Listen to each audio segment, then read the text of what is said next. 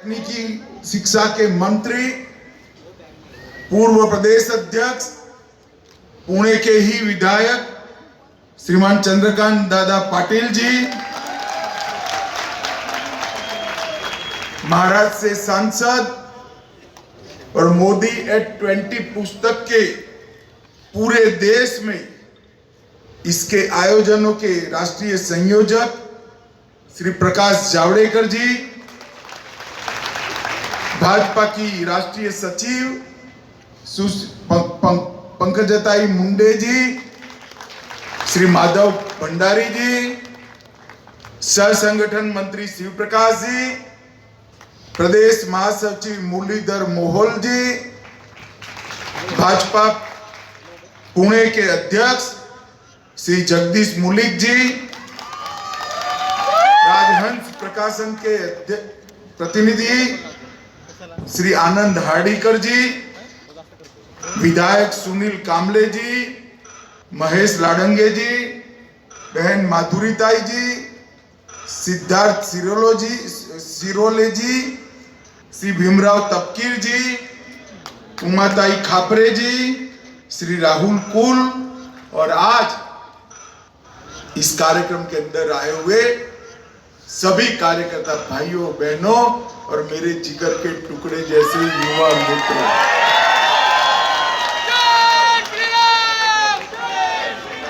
मित्रों, आज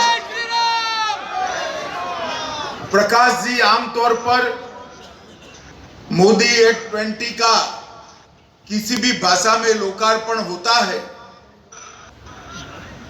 तो कार्यक्रम को समाज जीवन के बुद्धिजीवियों के बीच में रखते हैं, परंतु आज मराठी भाषांतर के लोकार्पण के कार्यक्रम में प्रकाश जी ने कार्यकर्ता भाइयों बहनों को बुलाया है। इसके पीछे जरूर कुछ सोचा होगा। मोदी जी की पुस्तक का विमोचन, ये पुस्तक का भारत की हर भाषा में अनुवाद, ये अनुवाद का हर राज्य में विमोचन, ये बहुत लंबी और बहुत पेनफुल प्रक्रिया को श्री जावड़ेकर जी देख रहे हैं। आज मोदी एट 20 इस पुस्तक का मराठी भाषा में रूपांतरण आज अभी हम सब मंचासीन लोगों के हाथों से हुआ है। मैं समग्र महाराष्ट्र के लोगों को एक अपील करना चाहता हूं कि इस देश के लोकतंत्र को सफल कैसे बनाया जा सकता है, सफल कैसे बनाया गया है, इसकी अगर कहानी सुननी है, इसकी अगर कहानी पढ़नी है तो मोदी एट 20 को जरूर पढ़िए। इसी में से ये सारी चीजें आपके ध्यान में आएंगी। इस देश में ऐसे तो 75 साल में 17 लोकसभा चुनाव हुए, 22 सरकारें बनी और 15 प्रधानमंत्री देखे। पुस्तक बनना भी कोई नई बात नहीं है। प्रधानमंत्री के सम्मान में जनता का एकत्रित होना भी बड़ी बात नहीं है, परंतु मोदी एट 20 मोदी एट 20 ये मोदी जी के जीवन पर लिखी हुई पुस्तक नहीं है।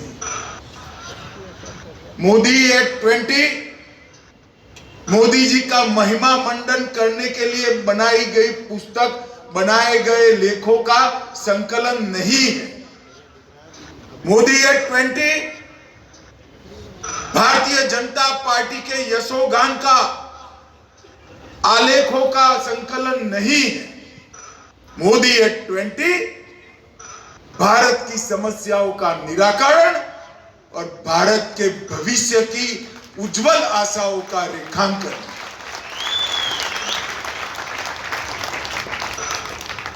नरेंद्र मोदी जी का देश की राजनीति में आना ये महज कोई अकस्मात नहीं था। अगर मोदी जी के 20 साल मुख्यमंत्री और प्रधानमंत्री पद के समझने हैं तो उसके पहले के 30 साल तक की हुई तपस्या के अंदर झांकना पड़ेगा, उसको समझना पड़ेगा, तब जाकर सफल 20 साल को आप समझ पाएंगे। एक व्यक्ति सब कुछ त्याग कर घर से निकलता है, राष्ट्रीय स्वयंसेवक संघ की विचारधारा से जुड़ता है, सब कुछ त्याग कर कार्यालय में साफ सफाई करने से लेकर मेरे जैसे कई कार्यकर्ताओं का प्रेरणा स्रोत बनता है। संगठन के मूल सिद्धांतों को समझकर गुजरात जैसे विशाल प्रदेश के कई गांवों में एसटी में बैठकर स्कूटर पर जाकर कई दिन तक पैदल चलकर गरीब से गरीब घर का संपर्क करता है, भाजपा की संघ की विचारधारा का प्रचार प्रसार फैलाव करता है और ये करते करते देश की समस्याओं की जानकारी लेता है, गरीबों के दुख दर्द को समझता है, अपने आप को गरीबों के दुख दर्द के साथ जुड़ता है और फिर चिंतन कर कर इसका समाधान ढूंढने के लिए प्रयास करता है। नरेंद्र मोदी जी को जब गुजरात का मुख्यमंत्री बनाया तब समग्र भारत के मुख्यमंत्रियों में एकमात्र मुख्यमंत्री ऐसे थे जो कभी चुनाव ही नहीं लड़े थे, सरपंच का भी चुनाव नहीं लड़े थे, कभी नहीं लड़े थे। उन्होंने भाजपा के संगठन का काम किया और अचानक ही पार्टी ने निर्णय किया कि आपको जाकर मुख्यमंत्री बनना है। कितने सारे सवाल मोदी जी के मन में उठे होंगे, मगर आगे की हुई 30 साल की तपस्या में ये सारे सवालों के समाधान पड़े थे। लोगों को साथ में लेने की कला सिद्धहस्त करी थी, समस्याओं को सुनने का धैर्य प्राप्त कर चुके थे, गरीबों के प्रति संवेदनशीलता दिल का और कार्य पद्धति का एक हिस्सा बन चुकी थी और भारत माता की सेवा और भारत माता के लिए जीने मरने की लालसा एक ही जीवन का उद्देश्य बचा था, तब जाकर सफलता मिलती है। मोदी जी ने 2001 से 2014 तक गुजरात के मुख्यमंत्री के नाते काम किया, उसमें से 10 साल में इनका साथी बना मंत्रिमंडल में।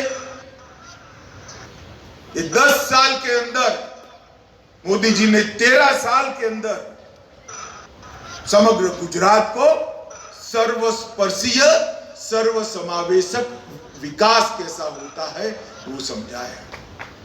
गुजरात में ही सबसे पहले हर घर में 24 घंटा बिजली की शुरुआत, गुजरात में ही सबसे पहले हर घर में शौचालय की शुरुआत, गुजरात में ही सबसे पहले ग्रामीण विकास के नए अध्याय लिखे गए, गुजरात में ही सबसे पहले अर्बन डेवलपमेंट का साइंटिफिक अप्रोच लाया गया, गुजरात में ही सबसे पहले टेररिज्म के प्रति जीरो टॉलरेंस की नीति को अख्तियार कर कर सीमाओं को सुरक्षित कर दिया गया। और ये करते करते करते 13 साल के अंदर मोदी जी भाजपा के ब्रांड एम्बेसडर बन गए। और जब ये तय हुआ कि उनके नेतृत्व में भारतीय जनता पार्टी 2014 का चुनाव लड़ेगी, तब समग्र देश के, मैं तो उत्तर प्रदेश में काम करता था, समग्र देश यूपी के कोने कोने में एक आनंद की लहर, मेरे जैसे राजनीति के विद्यार्थी के लिए आश्चर्य था। एक राज्य का मुख्यमंत्री अपने राज्य में काम करता है और समग्र देश के अंदर आनंद की लहर दौड़ती। परंतु उस वक्त का कालखंड याद करिए, 2004 से 2014, ये 10 साल के अंदर यूपीए सरकार ने इस देश के अंदर शासन किया। यूपीए सरकार एक ऐसी सरकार थी जिसमें हर मंत्री अपने आप को प्रधानमंत्री मानता था और कोई भी मंत्री प्रधानमंत्री को प्रधानमंत्री नहीं मानता था।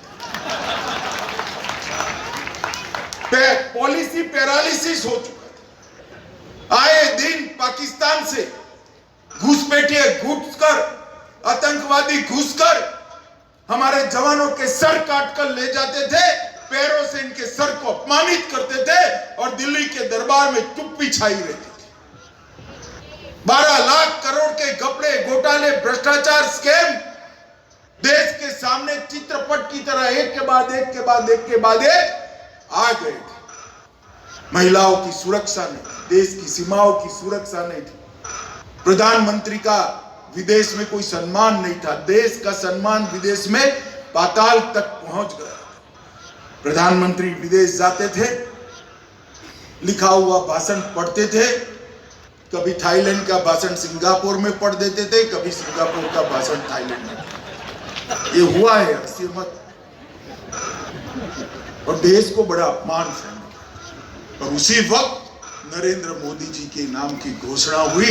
देखते देखते देखते देखते चुनाव एक लहर में बदल गया और भारत में पहली बार एक गैर कांग्रेसी दल को और भारतीय जनता पार्टी को भी पहली बार पूर्ण बहुमत प्राप्त हुआ और भारतीय जनता पार्टी की सरकार। और 2014 से 2022 एक कालखंड के अंदर भारत ने परिवर्तन देखा। 2004 में कांग्रेस आई तो 14 में गई, तब तक भारत के विचारवान लोग सोचते थे कि क्या हमारी मल्टी पार्टी डेमोक्रेटिक सिस्टम, हमारी पार्लियामेंट्री डेमोक्रेटिक सिस्टम फेल हो गई क्या? एक गुड्स डिलीवर नहीं कर पाएगी क्या? इसके रास्ते चलते क्या हम सफल हो पाएंगे? लोकतंत्र पर, हमारी संवैधानिक व्यवस्था पर लोगों के मन में एक सवाल उठा था। 2014 में मोदी जी प्रधानमंत्री बन गए और मोदी जी ने सिद्ध कर दिया कि यही multi party parliamentary democratic system के चलते भारत समग्र विश्व में प्रथम स्थान पर पहुंच सकता है और हम देश को आगे बढ़ा सकते। 14 से 22 का एक कालखंड, जब कभी भी भारत के चुनी हुई सरकारों का इतिहास लिखा जाएगा, सुवर्णमयी अक्षरों से लिखा जाएगा। क्योंकि अब तक 70 साल तक देश के 70 करोड़ लोग ऐसे थे जिनको लगता था आजादी के बाद मेरा हिस्सा कहां गया। दारुण गरीबी में जीते थे, घर का तो नामो निशान नहीं था, घर था तो बिजली नहीं थी, बिजली कहीं से लट्टू ला दिया तो शौचालय नहीं था, घर धुआं से भरा रहता था, खाने का कोई ठोर ठिकाना नहीं था, 2 दिन क्या खाना, दिन 2 बार क्या खाना, ये सवाल रहता था। और इसमें बीमारी आ गई तो भगवान की प्रार्थना के अलावे इसके पास कोई उपाय नहीं था। यही 60-70 करोड़ लोगों को आज घर देने का काम नरेंद्र मोदी जी ने समाप्त कर दिया। हर घर में गैस का चूल्हा पहुंचाकर घर को धुआं मुक्त बनाने का काम मोदी जी ने कर दिया है। 10 करोड़ से ज्यादा गरीब घरों में शौचालय पहुंचाकर मां बेटियों के सम्मान की रक्षा करने का काम देश के पंतप्रधान नरेंद्र मोदी जी ने। घर के अंदर दोनों टाइम आराम से आप खाना खा सको, प्रति व्यक्ति 5 किलो अनाज फ्री ऑफ कॉस्ट हर महीने देने की व्यवस्था ये भारतीय जनता पार्टी की सरकार ने की है, नरेंद्र मोदी ने। 5 लाख तक का सारा स्वास्थ्य का खर्चा नरेंद्र मोदी सरकार आज अपने पेमेंट से कर रही है। 5 लाख तक कोई गरीब को स्वास्थ्य का 1 रुपये का बिल का पेमेंट करने की जरूरत नहीं है, उसको मुक्त कर दिया। अपने बूढ़े बाप की वो सेवा कर सकता है, गरीब माँ अपने छोटे बच्चे का इलाज करा सकती है और मैं और आप कराए ऐसा ही अच्छा इलाज कर सकते हैं। ये सारी सुविधाएं 80 करोड़ लोगों तक पहुंचे।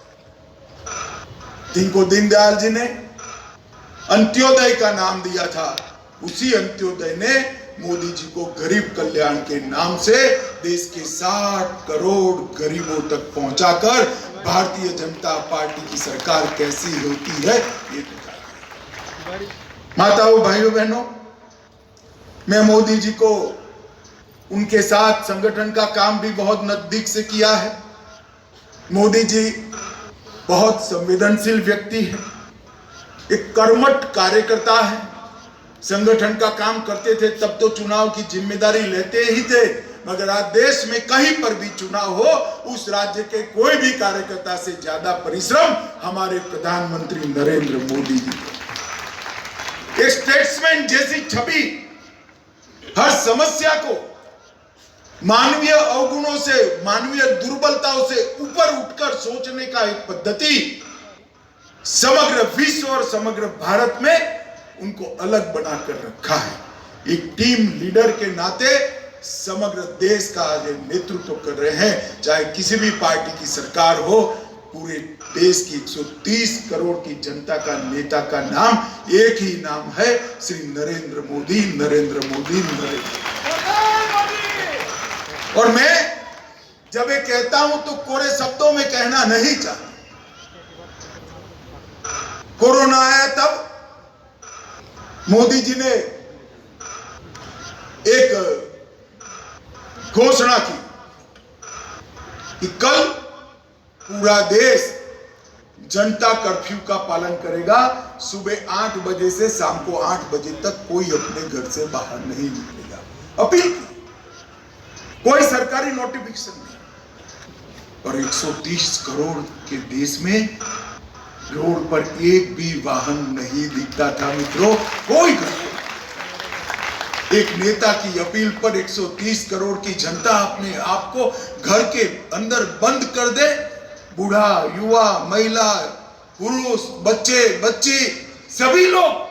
भाई मोदी जी ने कहा है कोरोना के सामने एकजुट होकर लड़ना है, हम घर के बाहर नहीं जाएंगे। ये बताता है कि ही टीम लीडर है, पूरे देश के ही नेता है, भावुक राजनेता। जब कोरोना के अंदर लोगों के कामकाज बंद हो गए, लॉकडाउन हो गया, गरीब लोग क्या खाएंगे सब सोचते रह गए। एक दिन सुबह अचानक ही उन्होंने योजना घोषित कर दी, हर घर में प्रति व्यक्ति प्रति माह 5 किलो अनाज उनको फ्री ऑफ कॉस्ट दे दिया जाएगा। भारत सरकार हर गरीब के खाने की चिंता करेगी। मित्रों, ये विचार उसी को आ सकता है जिसने गरीबी का दुख झेला हो, गरीबी को जिया हो। एक निडर सेनापति, मैं पार्टी का अध्यक्ष था, मुझे याद है जब उरी और पुलवामा में हमला हुआ, हम सबको लगता है अब क्या हो सकता है, युद्ध हो जाएगा। वो कुछ बोलते नहीं थे। केरल की कार्यकारिणी थी, एक फोन नहीं लेना, एक चर्चा नहीं करना, एक मीटिंग नहीं। केरल में राष्ट्रीय परिषद थी, दीनदयाल जन्मशती की शुरुआत थी, कुछ नहीं, किसी के साथ मीटिंग नहीं, किसी के साथ फोन नहीं। एकाग्रता से कार्य समिति के अंदर वो हिस्सा ले रहे थे। और तीसरे ही दिन एयर स्ट्राइक और सर्जिकल स्ट्राइक कर पाकिस्तान के घर में घुसकर आतंकवादियों को हताहत कर एक निडर सेनापति की तरह फैसला करते हैं, मेरे देश के जवानों की जान गई है, आपको हिसाब चुकता करना पड़ेगा, यहीं पर करना पड़ेगा, अभी करना पड़ेगा। ये हिम्मत बहुत कम नेताओं ने होती। और एक उपभोग शून्य स्वामी, शिवाजी महाराज के लिए शब्द प्रयोग किया गया था। शिवाजी महाराज से लेकर आज तक मैं कई लोगों के संपर्क में आया हूं। मैंने राजे रजवाड़े भी देखे, मेरा जीवन ही शुरू राजे रजवाड़ों के घर में हुआ है। मैंने नेता भी देखे, मगर सरकार की संपत्ति का जीरो उपभोग करने वाला नरेंद्र मोदी जैसा नेता मैंने नहीं देखा। अपनी माता की मृत्यु के दिन भी 10:30 बजे संस्कार समाप्त होते हैं और 11 बजे ऑनलाइन बंगाल के कार्यक्रम में यह आदमी उपस्थित हो जाता है और क्षमा मांगता है, मेरे कारण आधा घंटा आपको कार्यक्रम लेट करना पड़ा। साहब, ये विचार जो है ना, ये विचार हम सब के लिए युगों युगों तक प्रेरणा देने के लिए पर्याप्त। एक उपभोग शून्य स्वामी, मैंने कभी इनके रिश्तेदारों को उनके घर पर नहीं देखा। आज भी कई प्रकार के कई रिश्तेदार उनके इस प्रकार का काम करते हैं, मैं सार्वजनिक रूप से बोल भी नहीं सकता, जिसके परिवार का सदस्य 22 साल से सत्ता पर हो और परिवार की जरा भी चिंता नहीं की हो, ऐसा आदमी दिया लेकर भी ढूंढने से नहीं मिलता। और आज भी प्रधानमंत्री बनने के बाद भी एक दिन में 15 से 18 घंटे काम करने वाला आदमी हमने नहीं देखा है। इतना परिश्रम, इतनी लगन, और एक ही लगन कि मेरा भारत समग्र विश्व में सर्वप्रथम हो, ये लगन लेकर आगे निकले। और मित्रों, तब जाकर ये देश 8 ही साल में इतनी बड़ी मजल काटकर आज यहाँ पर खड़ा है। ऐसा नेता मिलना हम सब कार्यकर्ताओं के लिए बहुत सौभाग्य की बात है कि हम मोदी जी के नेतृत्व में काम करने का हमें। मैं महाराष्ट्र की जनता को और विशेषकर युवाओं को जरूर कहना चाहूंगा, मोदी एट 20 जरूर पढ़िएगा। मोदी एट 20 ये पुस्तक नहीं है, इसके अंदर अलग अलग लिखे गए आर्टिकलों का संकलन है और इसमें नरेंद्र भाई के संपूर्ण व्यक्तित्व को, संपूर्ण सफलताओं को बहुत अच्छे तरीके से उजागर किया गया है। मगर पुस्तक पढ़कर मोदी समझ में नहीं आएंगे, कार्यकर्ताओं के चश्मे से देखोगे तो मोदी जी समझ में आएंगे, कार्यकर्ता की भावना से देखोगे तो। मित्रों, आज मैं यहाँ आया हूं, कल ही एक बहुत बड़ा विजय हमारी यूटी को मिला है। शिंदे साहब की शिवसेना को असली शिवसेना और धनुष बाण दोनों मिल गए। एक बार ताली बजाकर इनका स्वागत करें।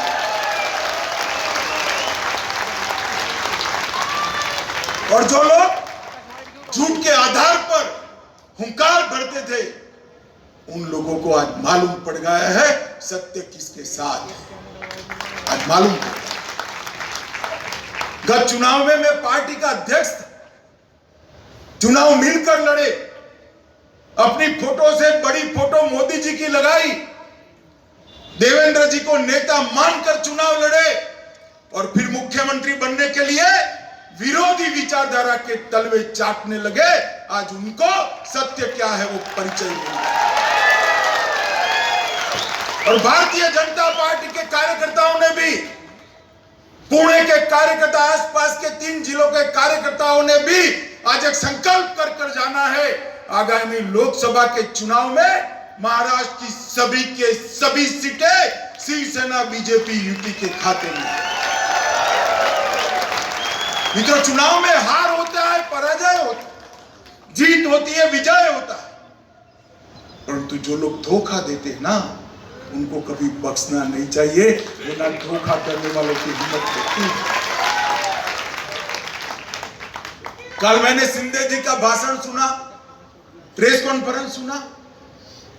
एक पत्रकार ने पूछा कि धनुष बाण आपको मिल गया? उन्होंने कहा ना, धनुष बाण एनसीपी कांग्रेस के यहां गिरो रखाए थे, मैं छुड़ा कर ले आया।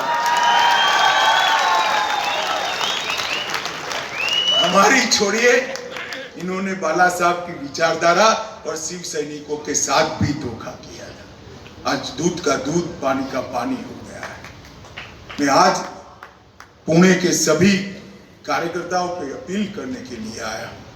हम सब 1950 से राजनीति में एक मिशन लेकर हम राजनीति के अंदर निकले हुए लोग हैं। दीनदयाल जी ने हमारे सामने 2 लक्ष्य रखे थे, सुरक्षित और समृद्ध भारत और अंत्योदय। गरीब कल्याण के माध्यम से अंत्योदय का काम मोदी जी ने समाप्त कर दिया है, बहुत आगे बढ़ चुके हैं, वापिस आने की कोई जगह नहीं है। भारत को वो सुरक्षित भी बना चुके हैं और भारत को समृद्ध बनाने की बारी है। दुनिया में अर्थतंत्र की तालिका में भारत 11वें नंबर पर 2014 में था, हम 5वें नंबर पर पहुंचे। बजा ली तालियां। अब मैं बताता हूं, फिर से जोर से बजाइएगा। मैं एक बात बताने जा रहा हूं। 5वें नंबर पर हमसे पहले हम पर 150 साल तक शासन करने वाले अंग्रेज थे, उनको हटाकर आज हम पाते हैं। जरा भी अहंकार करे बगैर अपने पुरुषार्थ के आधार पर हमने दुनिया में अपना लोहा मनाया है। आज डिफेंस के क्षेत्र में भारत के एरो शो में 100 से ज्यादा अधिक देश आते हैं। डिफेंस का जो इंपोर्ट होता था, इसमें 70% की कटौती हो चुकी है। और जो लोग कहते थे धारा 370 हटाओगे तो कश्मीर में खून की नदियां बह जाएगी, यही कांग्रेस एनसी वाले कहते थे। आज इनको जवाब मिल गया है, खून की नदियां छोड़िए, किसी की पत्थर चलाने की हिम्मत नहीं है भाई। नॉर्थ ईस्ट के अंदर विकास के आधार पर मोदी जी ने इंसर्जेंसी को समाप्त कर दिया। वामपंथी उग्रवाद क्षेत्र के अंदर लगभग देश को मुक्ति दिलाने के कगार पर पहुंचे। महाराष्ट्र, मध्य प्रदेश, झारखंड, बिहार, ये 4 राज्य पूर्णतः मुक्त हो चुके हैं। छत्तीसगढ़ बाकी है, थोड़ा आंध्र तेलंगाना के एक तालुका बाकी है और उड़ीसा में भी एक तालुका बाकी है। मुझे भरोसा है कि 2 साल में ये भी समाप्त हो जाएगा। इतने बहुत बड़ी उपलब्धि, जिस लक्ष्य को लेकर हम 50 साल पहले निकले थे, वो लक्ष्य की परिपूर्ति ये 9 साल के अंदर हमारे नेता नरेंद्र मोदी जी ने की। जब हम सब छोटे थे, राम जन्मभूमि आंदोलन हुआ, हमारे अंग्रेजी के प्रोफेसर थी इलाबेन शाह, तो जब शिला पूजन का कार्यक्रम था तो इलाबेन को मैंने निमंत्रित किया। मैं क्यों, पूजन तो मैं कर देती हूं मगर मेरा भूत भी राम मंदिर नहीं देख पाएगा। जब भूमि पूजन हुआ तो 85 साल की इलाबेन का फोन आया, अमित भाई 7 अर्थ में राम मंदिर बनने की शुरुआत हो। कोई नहीं मानता, धारा 370 हटे, कोई नहीं मानता था। ट्रिपल तलाक समाप्त हो, कोई नहीं मानता था। सीएए इस देश में आए, कोई नहीं मानता था। इस देश के अंदर भाजपा की सरकार है, कॉमन सिविल कोड बनाने की दिशा में आगे जाए, कोई नहीं मानता था। सारे हमारे वैचारिक आधार को पूर्ण करने का काम नरेंद्र मोदी जी ने किया है, भारतीय जनता पार्टी। मगर अभी भी मिशन अधूरा है। मैं पार्टी के राष्ट्रीय कार्यकारिणी में उड़ीसा में भुवनेश्वर में मैंने कहा था कि 5-10 साल में भारत को महान बनने की प्रक्रिया नहीं होती, 30 साल तक पंचायत से लेकर पार्लियामेंट तक भारतीय जनता पार्टी आती है, तभी भारत माता को विश्व गुरु के स्थान पर हम बैठा हुआ देख सकते हैं। मित्रों, हमारे सामने एक लक्ष्य, इस देश को हर क्षेत्र के अंदर सर्वप्रथम करना, दुनिया में सर्वप्रथम करना, वो लक्ष्य की परिपूर्ति के लिए हम राजनीति में आए हैं। किसी की तरह सत्ता प्राप्त करने के लिए पिताजी के सिद्धांतों, पार्टी के सिद्धांतों और पार्टी के कार्यकर्ता को धोखा देकर मुख्यमंत्री बनने के लिए हम नहीं आए। हम भारत माता को परम वैभव पर ले जाने के लक्ष्य के लिए आए। और मैं बताता हूं आपको, 2024 का चुनाव भारतीय जनता पार्टी ने बड़ी शिद्दत के साथ, अच्छी रणनीति के साथ और परिश्रम की पराकाष्ठा के साथ लड़ना है। आज 3 जिले के कार्यकर्ता यहां हैं, सभी संकल्पवान होकर जाए कि महाराष्ट्र की एक भी सीट किसी के भी अकाउंट में नहीं जाएगी। सभी के सभी सीटें भारतीय जनता पार्टी और शिवसेना का गठबंधन की। अगर हमें संकल्प करते और संकल्प की सिद्धि के लिए कठोर परिश्रम के लिए प्रतिज्ञित होते हैं, तो मैं आपको बताता हूं, मोदी जी का करिश्माई नेतृत्व ऐसा है जिसने 2 बार हमें पूर्ण बहुमत दिया, 1 बार 2/3 बहुमत दिया। मोदी जी के नेतृत्व में तीसरी बार भी पूर्ण बहुमत की 2/3 बहुमत की सरकार बन सकती है। हमने इस दिशा में आगे बढ़ना है। आज चुनाव कैसे लड़ना, क्या लड़ना, ये कहने का समय नहीं है, मगर हम सब कार्यकर्ता एकजुट हो जाए, एक दिशा में चले, एक लक्ष्य लेकर चले और मोदी जी के नेतृत्व में भारत को परम वैभव के लक्ष्य की दिशा में ले जाने के लिए चले। तो मुझे विश्वास है मित्रों, हमारे जीते जी भारत माता को हम विश्व गुरु के स्थान पर बैठा हुआ देख पाएंगे और हमारे पुरखों ने सालों से जो सपना संजोया था उसको सफल होते हुए देखेंगे। शहीद भगत सिंह, खुदीराम बोस, तात्या टोपे और लक्ष्मी रानी ने जो स्वप्न देखा था वो स्वप्न को हम सिद्ध कर पाएंगे मित्रों। और भारतीय जनता पार्टी का यही मिशन है। एकनाथ शिंदे जी और देवेंद्र जी दोनों मिलकर एक करप्ट सरकार की जगह लोकाभिमुख सरकार देने का काम किए हैं। इन दोनों के नेतृत्व में महाराष्ट्र में चुनाव लड़ना है, मोदी जी के नेतृत्व में देश में चुनाव लड़ना है और हमें विजय प्राप्त करनी है। मुझे बताइए, आप लोग चुनाव के विजय तक कठोर परिश्रम करने के लिए तैयार है क्या?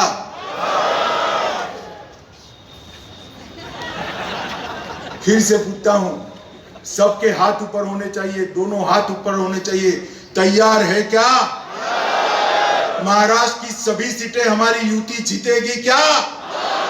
मोदी जी के नेतृत्व में फिर से 2/3 बहुमत से जीतेंगे क्या? तो मेरे साथ दोनों हाथ उठाइए। जय जय जय जय जय शिवाजी, जय जय जय जय जय भवानी, शिवाजी महाराज की।